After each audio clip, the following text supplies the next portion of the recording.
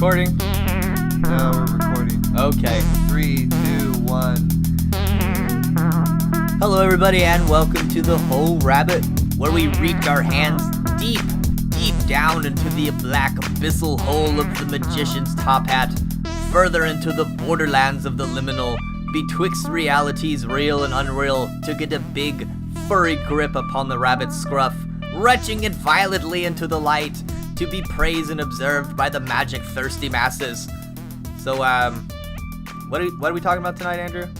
Well, I thought we were doing cryptids, but I guess we're doing something. Yeah, I think we're doing lycanthropes. Alright, let's... Lycanthropy. We started researching cryptids, and we started with lycanthropy, and it just... You started with lycanthropy. Yeah. Well, you also kind of started with lycanthropy. No, I got to lycanthropy, and this is like the coolest story. Okay. Because it's historically documented. We basically compared notes and realized we had Jack on any other cryptids. But it corresponds with each other, so it's all good, dude. It's all good, yeah. I guess we're doing lycanthropy. We're basically doing lycanthropy and dog-headed people, which is called Cynocephali. Cynocephali. Sure, why not? You gotta think about your Latin. I don't know Latin. Oh, dude, I got like 3 courses on my bookshelf. We can go through it. You got 3 courses of Latin. You've been trained musically. It's just full of surprises, Andrew. Yeah, dude. It's crazy. Well, I haven't done them yet. I'm like working on the first one. Shit. But at least you have them. Yeah, it's true. So I guess to begin, we could tell the audience the difference between Cynocephali and lycanthropy. Cynocephali is just when you have a dog head, and usually or a jackal's head, and like those Egyptian fools. No, they're the ones who built the pyramids. Yeah, like the well, I mean, they're like gods. They're like gods, though. Dog-headed people are... And they're smart as people, right? Well, dog-headed people have human intelligence. That's the whole thing. They have human intelligence, and they're not really possessed of bestial qualities like the lycanthrope. The lycanthrope or werewolf is the bad one. You know, that's the one you don't want to run into because they'll, like, eat your neck. And you'll die. The dog-headed people are just, like, people. They're just normal people. Yeah. So, like... This is something new to me because I've never seen this, but, like, it's, like, all over the planet, apparently. The Wikipedia for Cynocephali says there's cases of it Egypt, Middle East, the medieval West, China. Well, obviously Egypt. I mean, they had, like, statues of the motherfuckers. Anubis, right? Yeah. Anubis, and he was the god of the dead, right? Anubis is the one that also presides over embalming. Yeah, he was the god of mummification. Correct. And also the Sphinx they're like did some sort of thing where they're like kind of trying to show that the original Sphinx was the head of a jackal because the Egyptians venerated dogs more than cats. Interesting. Cynocephali, Cynocephali, you could also be a jackal. I like that. I think being a jackal, it makes you a little more A jackal? Is it a jackal? Yeah. Jackal, yeah. A little more sharp. Like maybe you're in a gang and, you know, maybe you're good at graffiti. We're the jackals. I would imagine a jackal-headed person would smoke cigarettes. And that's just that you hear about that. I've heard on quite a few podcasts on like Where Did the Road Go? And I think Strange Familiars, they have stories about callers will call in it and talk about dog-headed people. Oh, dog-headed I heard about that. There's like a dog-headed guy who smokes cigarettes. That's like a funny ass one that I actually saw in my research. Oh yeah, like a guy will see, you know, 2 dog-headed men smoking cigarettes on a fence or on a, you know, sitting somewhere. And I've heard that story. Well, apparently this goes way back, and it's mostly associated with India. The Greek physician Ctesias, he was a physician and historian,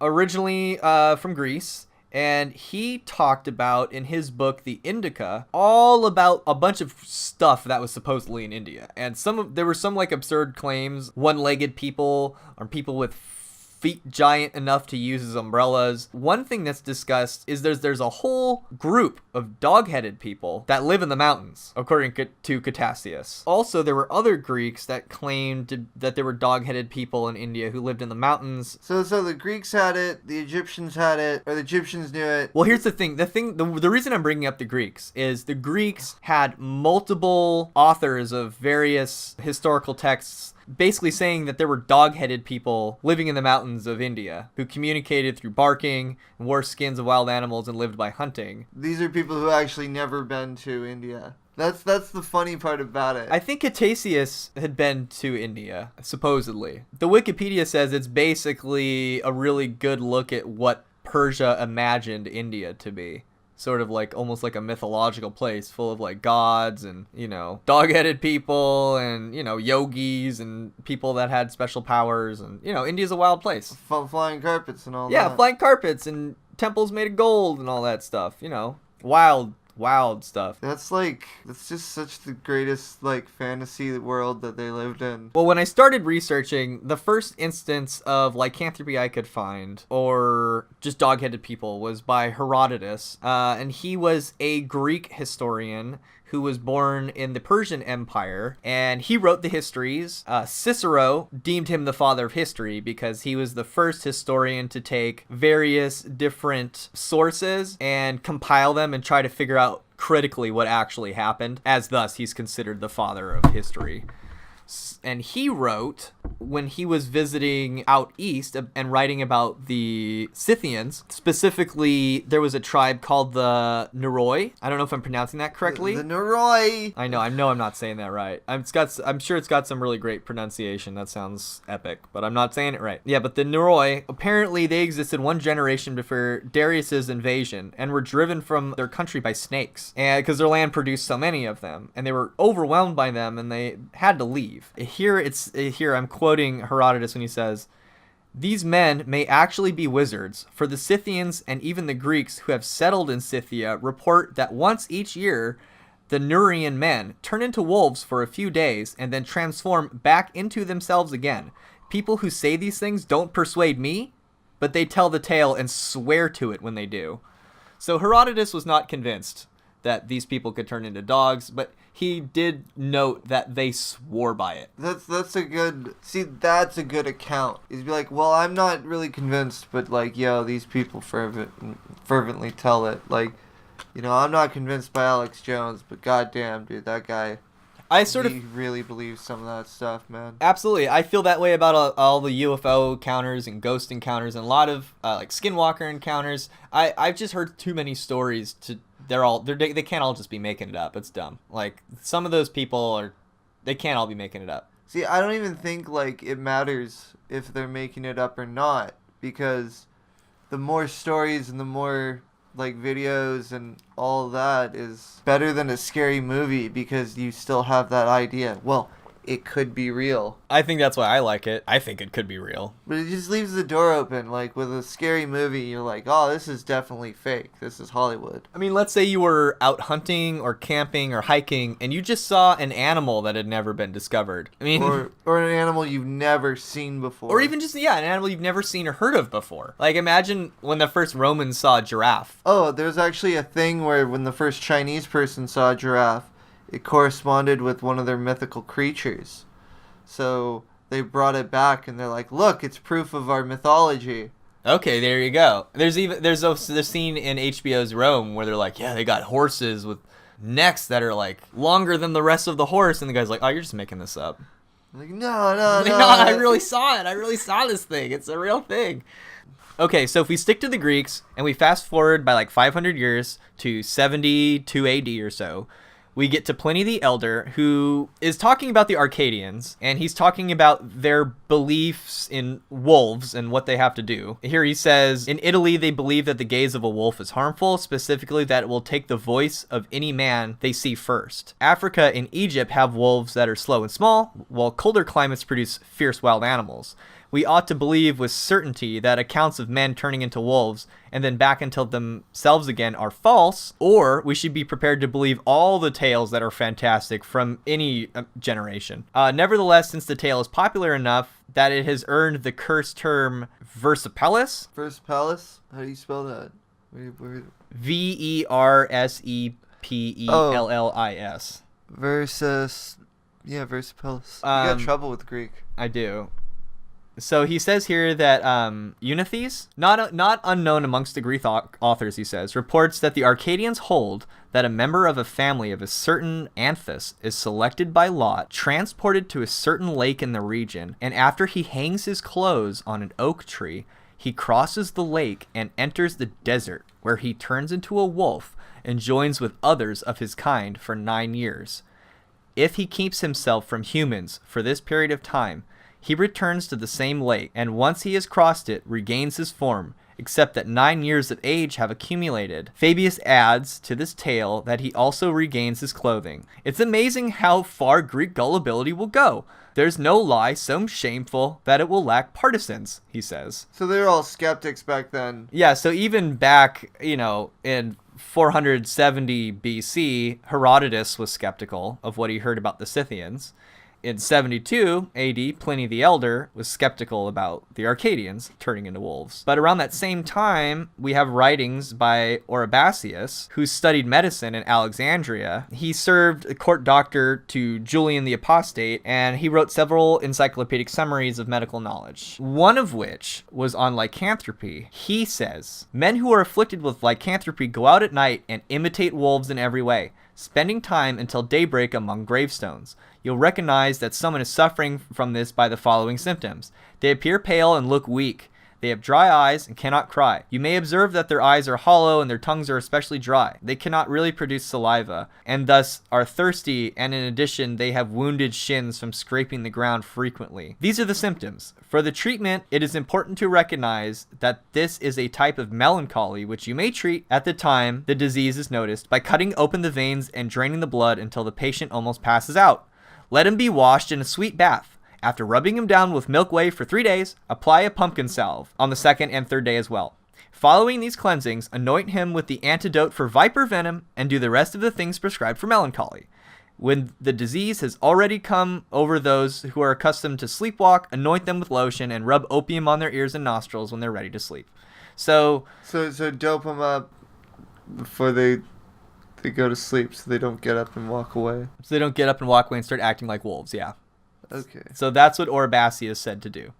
Plus give you a really crazy bath for 3 days. I don't know what that'll do, but it sounds kind of fun. But he also said, bloodlet until you almost pass out. Yeah, you gotta bleed them to death, pretty much. No, you gotta bleed them till they almost pass out. Yeah, that's a lot of blood. That's kind of gross. Then you stop the blood. Yeah. Or a little bit of blood in your case. Remember that Halloween? So, basically, in the ancient Greek world, you have these myths of, a few different things. You got people that can turn into wolves, and then after some time, they'll turn back into humans. Sometimes this happens for 9 years. Sometimes you've got a few stories where somebody's companion will just turn into a wolf for a night. Then you've also got the dog-headed people who, they seem to be... Dog-headed? They're just dog-headed people. Apparently, they live in India.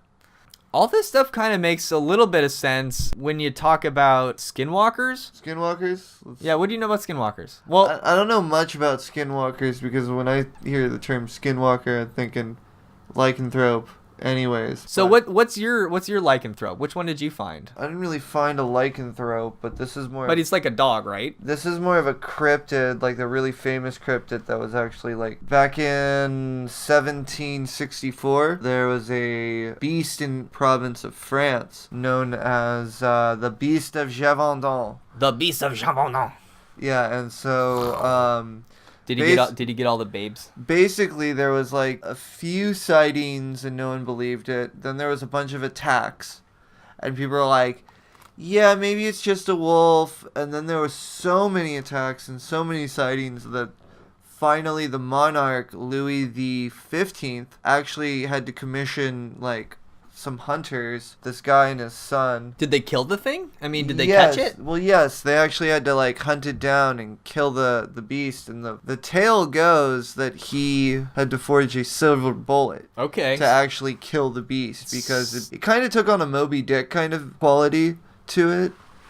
The beast like eluded him several dozen times before he was able to capture or actually kill it a year later. Actual mythos of the silver bullet being able to kill a werewolf comes from that story. So that's where it comes from. Yes. But so it was a giant wolf, though. It was reportedly big as a horse. Oh my god. Or a cow, but both of those are pretty goddamn big. Well, horses and cows may have been a little smaller back then, right? Maybe, I don't know. I'm not so sure. Because I know in the ancient Egyptian days, horses were kind of tiny. You couldn't really ride one. Yeah, well, Arab horses are small also, but like there's different breeds of horses. Like, But this was a big wolf. yeah, this was a huge wolf. They said it was like the size of a cow, I believe the report was. But there was several, like 300 killings of maidens, usually tending livestock. So whatever it was big enough to cause a ruckus and take down people. It could have been just a foreign beast, that escaped. Like there was plenty of speculation that it was a hyena that escaped from someone's menagerie, because that was actually a really big popular thing in France at the time. Is that just like you're super rich, so what you do is you have all these weird animals that no one's ever seen before, so like you just impress the next person. It's just a one-upsmanship. Okay, so it could have been an escape hyena, basically. Yeah, it could have been. But it was also ginormous. Well, that speaks to the hellhound. It's a giant, hellish, bestial, muscly dog that has like an evil countenance. I've read a few stories on 4chan where somebody will see it along the fence line. I've heard it in some podcasts where somebody will witness one running or sprinting across a field. I think those are the stories I've heard the most, and it always spooks people out because it's like, what is that thing? Oh, it's a dog. Oh, that's way too big and fast to be a dog. We saw a video before we started this episode that we thought it looked like a bison just kind of creeping out of the trees. But oh yeah, it was like some TV stuff, like made for TV nonsense. Yeah, yeah. It looked like a bison coming out of an old barn. That's what it looked like if you got an actual look at the thing. Because they're just shifting it through trees and making it so it's hard to see. Sure. But yes, the Beast of Gévaudan actually inspired the movie Brotherhood of the Wolf. It's a good movie. It's a little weird. It's French. It's a French movie, but Part of the whole Greek trip is that partially what you ate identified you. It was part of who you were. I guess part of being a lycanthrope is you eat the flesh of humans. If you're going to subscribe to that idea, the white man really doesn't have a lot of information from the Navajo about skinwalkers, but we do have a little bit of speculation about what a skinwalker is and why a skinwalker is. And why is a skinwalker? First of all, what the... what is a skinwalker, dude? Well, the Navajo call them the Yi Naldulshi? Naldulshi? It's super hard to say. Why can't you see that? Where is it?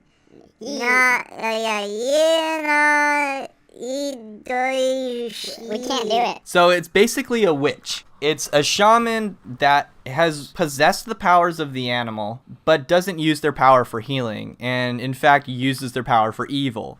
I've heard it said that in order to become a skinwalker, you have to do something profoundly evil, like murdering and eating a sibling, or a parent, or a child. Oh, that's fucked. In your family. They have to be, like, directly related to you. That's super messed up, dude. That's just what I've read. I don't know if it's true. Supposedly you have to do something really bad like that to even have that power. And you also have to master like all the typical powers a shaman would master. So like, but you're an evil shaman. But so you're you evil. become a monster. Yeah, so you instead lose of your character sheet. Right, yes. And you basically dedicate yourself to doing bad things. And so this gets really spooky. Supposedly the Uinta Basin, which is where Skinwalker Ranch is, was created by a curse that was cast by the Navajo on the Utes. My mom says because the Utes were like super into stealing the Navajo women, and they had a lot of clashes about how to live too. They didn't always agree on anything and see everything eye to eye, and supposedly the Navajo cursed that land for forever. There's a killer top tier episode of the Higher Side Chats that just came out a few weeks ago about Skinwalker Ranch.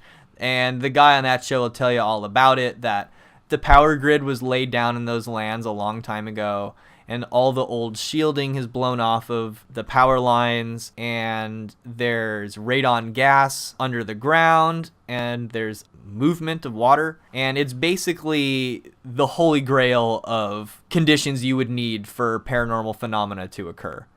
So it needs to be radioactive for paranormal phenomena to occur. Well, I've noticed that like there's a theme of nuclear reactors or submarines, uranium, anywhere where there's uranium or plutonium. There's like some weird stuff going around. What is up with that? Well, usually the reason we're bringing this up is because a lot of cryptid and UFO and orb sightings all take place in the same location. It also seems to have some sort of a mystical or magical element to it, and the curse and the negative energies that were put on the Uinta Basin seem to factor into the weird phenomena. What we know about the Skinwalker, at least us from the outside, is that it doesn't sound that different from what the Greeks believed about lycanthropes. Is that they didn't even believe that people could shapeshift, really. But they did know what lycanthropy was, where somebody would be possessed of the notion that they were a wolf or a beast and then go act it out violently. You know, to be fair, a lot of the Skinwalker videos or the quote-unquote rake videos we watched on YouTube, like a good third of them were definitely just homeless people that they caught a glimpse of, or like some methed out fool in the woods. Yeah, acting completely insane. Like, I think there's something to be said for that. You know, every culture has a wild man, or somebody that just refuses to be in society, decides to go out and live in the forest, and occasionally peeks out and scares the shit out of people, you know? That's a thing. So, like, I'm sure some of that could have been, like, yeah, meth heads that just, like, completely lost their mind. But, man, we saw some, like, scary stuff where you heard, like, screeching and groaning and, like, weird guttural, like, louder than human type screams, you know? That one where the, like, whatever the hell that thing was, just walking at them. It looked like it had, like, 2 sets of arms and weird gigantic legs and just the weirdest thing ever. A lot of the Skinwalker stories you'll hear on X, on 4chan, somebody will be driving along and they'll see this, like, beast that just doesn't make sense. It's, like, almost half human, half moose, you know, half wolf, and it just looks wrong. And they, you know, they'll pass it and they'll just, like, look at it like, what the hell? You know, I've heard stories like that. And these things do tend to happen on tribal lands, you know. I guess you got to be careful out there. You don't want to get caught up by the Skinwalker, because basically if you interact with the Skinwalker, you're probably dead, because, you know, they'll kill you if you see them. That's the lore. See, like, I just hear, like, word Skinwalker. There's no, like, description of a Skinwalker. Okay, so the reason they're called a Skinwalker is it's part of their shamanic training, where they put on the fur of the animal that they're trying to imitate, and that helps them make the transformation.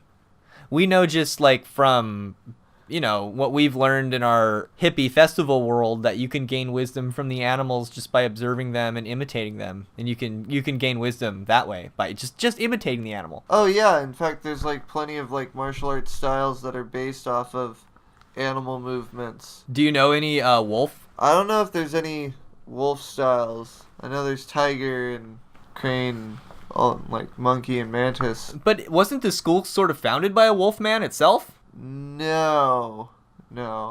Oh yeah.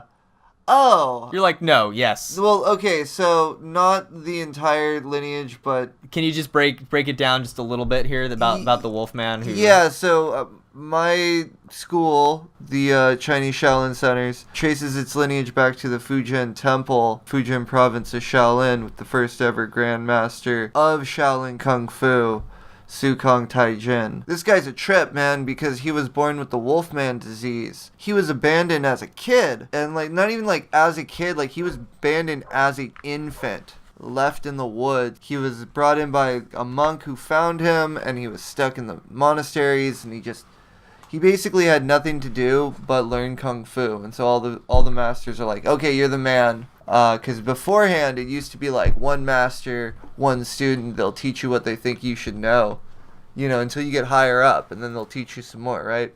So you'd only learn what your master knew. He was different because he was such a badass.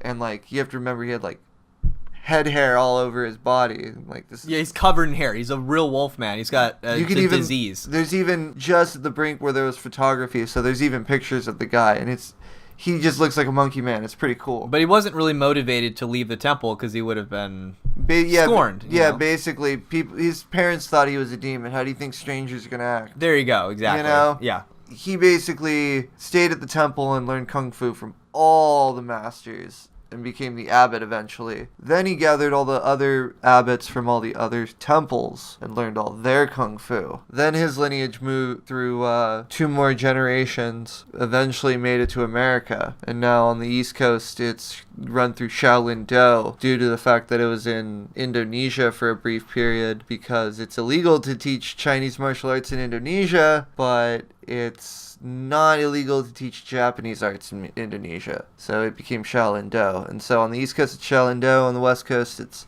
Chinese Shaolin centers. But yeah, that leads me to my actual theory on Bigfoot. Like, hold on. So in your lineage, there is a wolfman that can tear you to pieces. It's just using kung fu. Yeah, so like there's also stories. Remember, these are stories. Okay. That he had nobody who could match his skills, so he'd go out into the mountains and he would spar with bears. So he'd just go around punching bears with kung fu and fuck them up. But think about that. A bear sees like another furry thing, just run up and start kicking him in the face. It's like, the bear's like, he doesn't even got muscles. How's he beating me? Yeah, exactly. This little fish thing is beating me. What the? Ow! Yeah, so this leads me to my theory I'm sure if you punch a bear in the nose and the nuts. But, like, how do you get past the giant claws? That's where you need the kung fu. Yeah, you need the kung fu to get out of the way of the claws. Because the bear will guard its nuts. Or, like, it'll slap you once and you're fucked.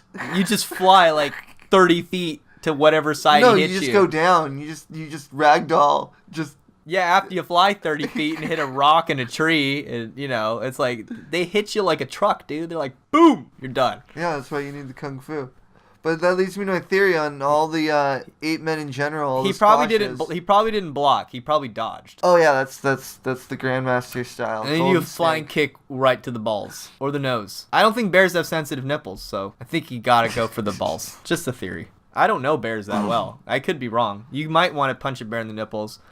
Try it next time. If you are getting attacked by a bear, if you can punch a bear in the nipples. Go for it. You're a great fighter, I guess. And then call us on the show and let us know how it went. Yeah. Yep. You know, Anton LaVey has a whole section about how to become a werewolf. That whole story about the first Grandmaster of Shaolin Kung Fu leads me to the theory that, like, all the Sasquatches, all of those furry things that run around in the woods are just feral people with the Wolfman's disease that have been, like, abandoned. They just have their own society out there? Yeah, like, they just developed their own thing. Like, you know, eventually one met a woman, and then, like, they're all like, oh, we're both hairy people, and we'll just be hairy people together. We'll have hairy little children, and we'll be hairy out in the woods, and we'll live our natural life. Now, together. Is that really a gene that passes directly to kids? It would be like every third kid. Well, like, if there's 2 parents that have it, think about that. There's more of a chance. Like, this would be, like, But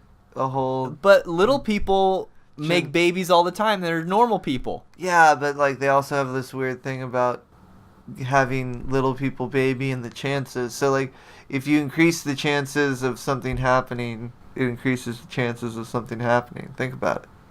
So you think there could be just wolfman disease bred people hanging out in the woods? They just have their own thing that they do. Do they know kung fu? Maybe they know how to live off the land. That's their own kung fu. Do they know St. Peter? Because was it Peter or Christopher? Yeah, it's St. Christopher. Derp. Called it.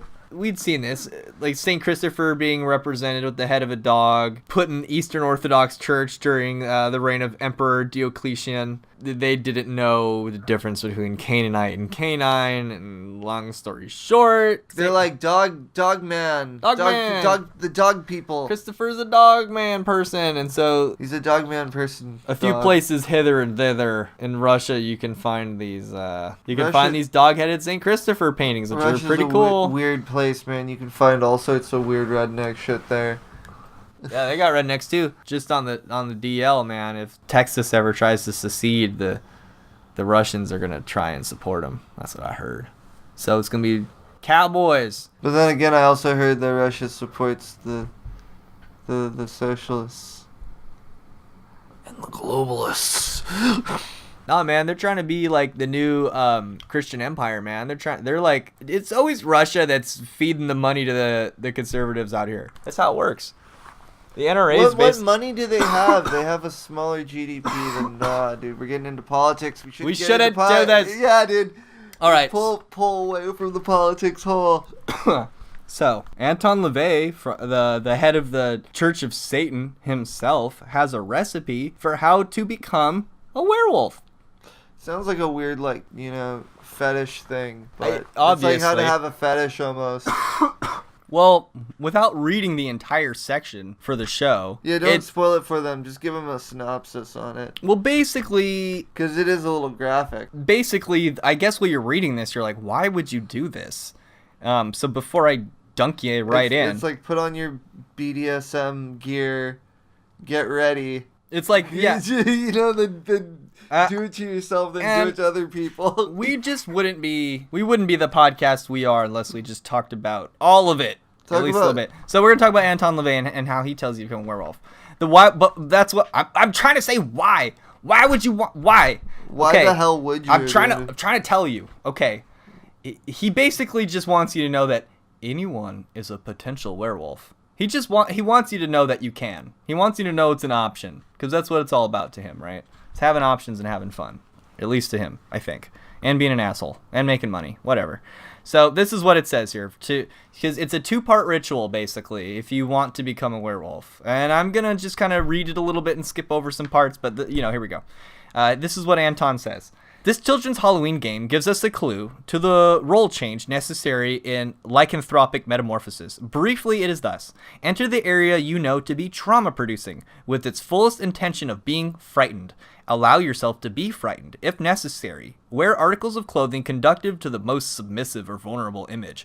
Accidental victims are always thus attired.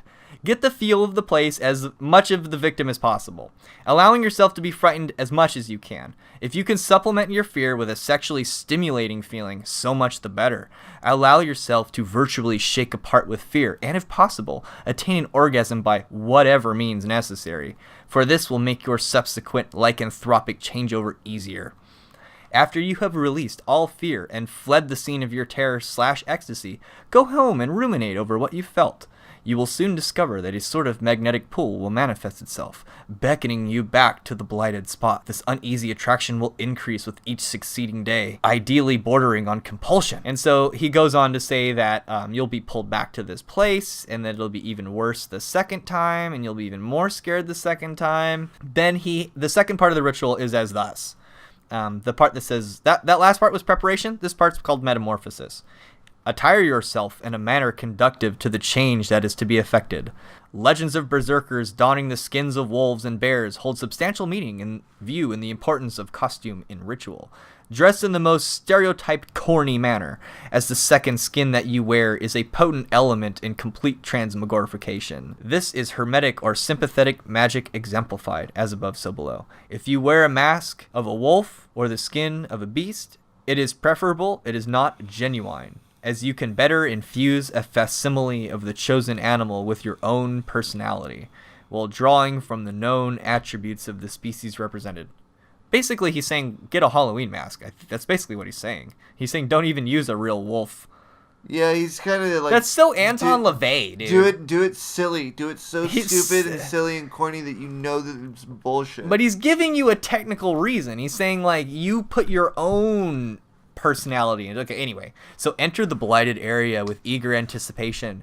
When you approach the spots where you would have previously been most frightened, allow yourself to revel in the thought of how terrifying it would be to be another if they were to feel the same fear you had felt, plus the added terror with an actual manifestation of an unfamiliar and grotesque creature. In short, it is now your role to contribute to the fearsomeness of the place. The stage has been set and all necessary components have been activated. You have experienced intense fear, and now it is your turn to manifest intense fearsomeness in the form of Bestiality! Allow yourself to slouch, almost dropping down on all fours at times. Children are quite proficient in the approximation of animals. Remember when? Wow, you're going on. Yeah. But It's a long paragraph. it goes on and on. He basically says this is a great way to have a lot of fun, in short. So he's just talking about furries. I don't know if furries go this far or into this kind of thing. This is No, like that's- some That's the furry thing.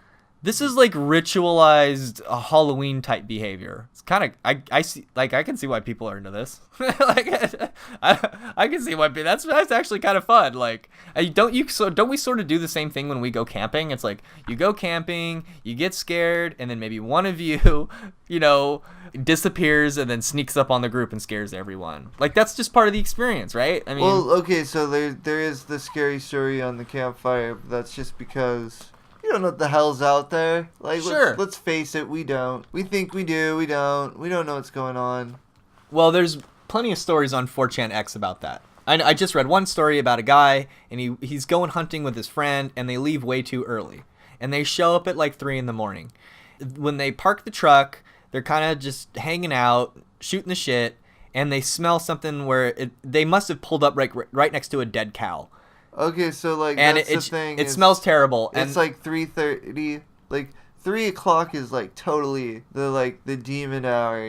Like Yeah. that's the one thing that all these stories are always like. Oh, it's like. I've driven people on Uber, and they'll tell me like, yeah, if you walk around that time, you'll see some weird stuff. Yeah, you don't want to be about 3 o'clock in the morning. If you've ever driven around at 3:30 in the morning, it is kind of weird. If you go into like a really bad area, like someplace that's like got really weird energy, it's straight up like Night on Bald Mountain from Fantasia.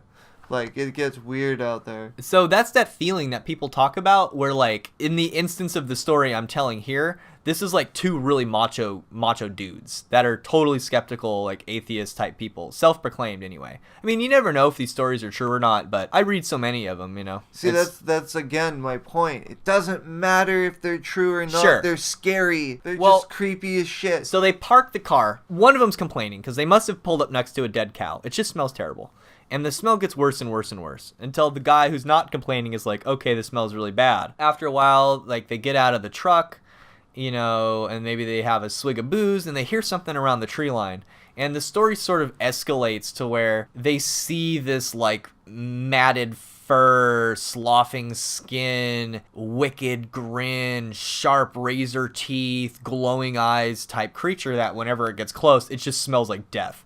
And the only thing that they can think of to keep it away is by building a fire. And every time the fire starts going down a little bit, this thing starts creeping closer and closer and closer into the tree line. The story ends, essentially they say that these giant trucks with lights on them, like hillbillies basically, just pour out of the forest with these giant trucks and lights, basically help escort them out. And supposedly, 2 of these supposed hillbilly people followed them all the way out of the county. So this is just your typical X-4chan story where if you're out in the woods, you may run into something that smells really bad, makes really loud noises, and is predatory AF, Well, like, that's a cool story because, like, what are those hillbillies know what that thing is? Right, and sometimes you get elements of that in stories. Are they hunting, like, a Tyrannosaurus? Yeah, exactly. Like, what's going on there? There's usually an air of like people know about that area being bad. Like maybe the ranger has an idea or the locals kind of have an idea and they just sort of know not to go there. That's just usually part of it. Like there's usually some sort of thing that where not to go there. Like okay, like we've been warned we could have something bad happen to us if we like try and go to Skinwalker Ranch and like break in and like explore. Like if we do encounter something, it could be like the Predator. It could be like a giant flesh-eating monster that's invisible. It could be a small fish tank sized orb that like zaps us with a laser. They say that even if you see lights or you see phenomena, you're like way more likely to get cancer, Oh yeah, maybe it's just cancer. Maybe it's like you're getting hit by radiation and just bad stuff happens to you. Nah, I'd check out the Higher Side Chats. Listen to that episode about Skinwalker Ranch. It's a riot, right. dude. That's right. It's real good. I'm very unaware of what Skinwalkers do. It's better than anything we could do on this show. But hey, thanks for listening. Just the same. Yeah. So the Skinwalkers, they're like, because this is something I'm actually kind of interested in. It's like they're shamans, but then they're ghosts, but then they're aliens. Like, okay. What are they? All right, here's the lowdown. There was never any description. Like, so they look like people who can change into animals. Here's the rumor. Yeah, they're these evil shamans, and they meet up, and they have these little evil shaman powwows where they teach each other how to transform better and do evil shit. Like, oh, this is the evil shit I've been up to. Sure, like, it's like the Organization of Doom. I didn't hear it put that way. I heard it put like they help each other learn how to transform, because you can like get it wrong. Like half the time, you're just screwed. Like half the time, these stories are like you run up on a skinwalker who's like mid transformation and it's just like half human, half goat, half, and they're just like can't do it right. And then I actually saw one video on YouTube where a guy saw a very furry-looking human on a rock, and when he saw it on his camcorder, it like froze, and then it like sort of shimmied and moved, basically like a furry human, like out of sight, like down into the rocks for a minute, and when it rose back up, it was definitely like a coyote. Like, it changed from what looked like a Sasquatch to straight up a skinny little coyote. Presumably, that's how it works, is like they put on the fur of the animal and then they go into their shamanic state. Who knows what they do? And then they can take on the transformation. And I actually feel like Anton LaVey maybe gave us some insight there. It probably has something to do with building energy, and it probably does have to do with the land, But, to answer your question, they do transform into the animal, but I've also heard that they can lock eyes with an animal and then possess the animal. Okay, so they're Beastmasters as well. They're straight up like the Beastmasters. So, yeah, I mean, they could, and then also the other thing is they could take that form as a ghost possibly as well. So you're on the ball on all three of those things. Like, they can take over animals, they can move in spirit form, and they can actually shapeshift as well. See, this is a cool class, and I totally want to play one in D&D. Oh, that'd be so evil, dude. Being a skinwalker in D&D. I'm sure there's something that's equivalent. Yeah, you just do an evil druid. Evil druid, sure. Okay, I get to do this. I get to be the evil druid, right? I guess so. Okay, I'm getting excited now. Now I want to play D&D. Great. I'm going to be a skinwalker. You gotta be careful what you pretend to be, according to Alan Moore. I don't actually want to become a skinwalker, because you gotta be bad. I mean, really bad. Not the fun kind of bad, the unfun kind of bad. I don't know. I don't know if we have much more to talk about, because we're getting into cryptids. We would love to talk more about cryptids. We saw lots of videos online of, like, basically these really ghoulish looking, like, pale-skinned, hobbling monster-looking things. Oh, yeah, like, there's a bunch, apparently, where we're at, like... Over in Santa Paula, there's supposed to be, like, what could have been a genetic experiment gone wrong in the 50s of some... Is that what they say? Yeah, that's the story, is that there's some sort of genetic experiment that was done in the 50s in Santa Paula, and there was, like, this goat man who's, like, 8 feet tall that was running around. But it's never sighted anymore, so it must have died or something. I don't buy it. If there's a goat man out there, it just slipped into a portal, and it could slip back out at any time. Oh, and there's also, like, something, like, around Big Sur, there's, like, something called the Dark Watchers. They're, like, people on the mountains that watch people. All right, talk about that for a minute. Around Shasta? Yeah, no, not Shasta, but around Big Sur. Big Sur. Okay, I haven't heard of that. Or something like... It was either Santa Barbara or Big Sur. I'm really... But they stand on the ridge and, like, watch you? Yeah, and they watch you. Well, a lot of the... Then they disappear. Quite a few of the cryptid stories that I've read on 4chan, if they have access to binoculars or a scope, they'll oftentimes see or observe the cryptid on a ridge watching them. And it's not uncommon for these things to climb trees or be in trees and be looking down on you from there. That's supposedly a skinwalker / I don't know what we're calling these other things. Evil, creepy things, I guess. I don't know. I would be more inclined to live in a reality that, like, these are, like, transdimensional things.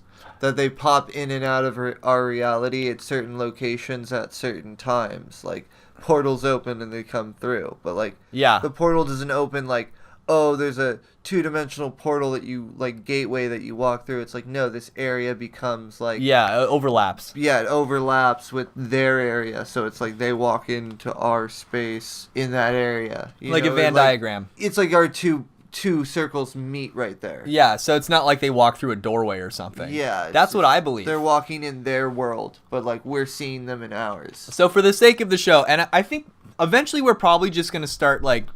Or it's all more psychedelic where they just, like, pop in and out of pockets, you know? I know I keep saying this, but we're eventually going to start digging more into symbolism and analyzing movies and films and media, but I feel like we just want to touch on these things in our first season, I guess, to establish sort of what we think is possible. So even though I've never seen anything like this, that's more or less what I believe too. That, like, if these things exist, if all of these people are not making it up, which doesn't seem right to me. If there are supernatural creatures, goatmen, Sasquatch, dog people, it's likely that they inhabit a world that's not quite physical, but can sometimes cross over into the physical by means of something that we don't yet understand. Is it astrology? Is it astrology? Is it magic? Is it just natural science? Who knows? Maybe it's all, like, some emergence thing where they're, like, their consciousness that's, like, you know, not how we would view consciousness forming. But it's still matter forming consciousness. Do you think Babaji's out there teaching dog-headed men? I am not going to exclude that. I'm not going to take it off. Right. Like, I'm just not going to take that off the table. I am down with dog-headed men if they... Well, okay, so they carry on the dharma of Babaji. I'm okay with a dog-headed man appearing in my space if he is a student of Babaji and can beam pure Diksha energy at me before I see him and get terrified to death. That would be the funniest thing, some freaking dog-headed guy talking to you in, like, an Indian accent. Oh, it is the source of all bliss and happiness, and scratch me on the under my chin. It is the greatest spirit in the world. And he just scratches his belly and he just, like, flips out. He just gets a little weird right there. You're like, whoa, this is weird. You know, I think everyone knows that we all just want a giant dog-headed person. Besides the fact it'd be terrifying. Someone does. I think it'd be so scary you'd want to cry. If you actually had to look a dog-headed person in the face and have it talk to you, I think that'd be so scary. Well, they taught the Egyptians how to embalm, apparently. Like, it's written right there on the wall. If the dog-headed thing tells you how to do something, it's probably right. It has a dog head. How could it be wrong? It's so weird. What about the crocodile-headed people? I don't trust them. How do they brush their teeth? They just get birds to do it? Yeah, you just sort of lay back in the sun. And they just come and pick your teeth. Thanks, everybody. Thanks for listening to The Whole Rabbit. I'm your host, LukeMadrid. This is your co-host, Andrew Haskins. We got to start introducing ourselves at the beginning of the show. Nah, screw that. We got our names on all the info. No, it's like a letter. You know, you sign it at the very end. It's like sincerely yours. Nobody cares who you are. Yeah, no one really. Not at least. I mean, if you got. I figured it would just be written like somewhere in the description. You know. Yeah, it is. It's there. Yeah, so like. Figure it out. Yeah, I don't even. Nobody cares in the first 5 seconds who you are. Yeah, where maybe now you care if you listen this far. No, if they really care. No one listens this far. No one. Where can they reach us because we care that they care, and sharing is caring. So. All right, this is where you can reach us. You can reach us at thewholerabbitpodcast at Gmail. You can reach us on Instagram at _whole_rabbit_.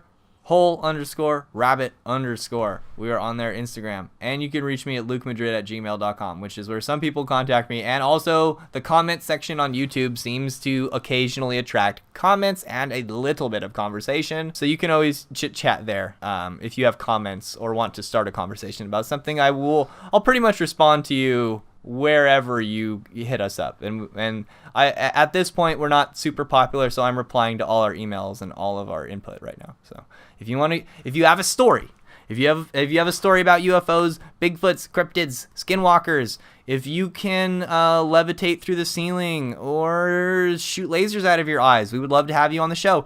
If you've written a book about angels or demons or aliens or fairies, we would love to have on the show. Whatever you got, hit us up. Let us know. Help us out. We're new. I guess that's it. Do we got a crowdfunding source yet? Not yet. I guess that's the next step. Just like and subscribe, man. Yeah, I that guess helps a lot. yeah. 5-star reviews are great. I guess that's it, everyone. Eat carrots, shoot lasers. Everyone eat carrots, shoot lasers. Everyone eat carrots, shoot lasers.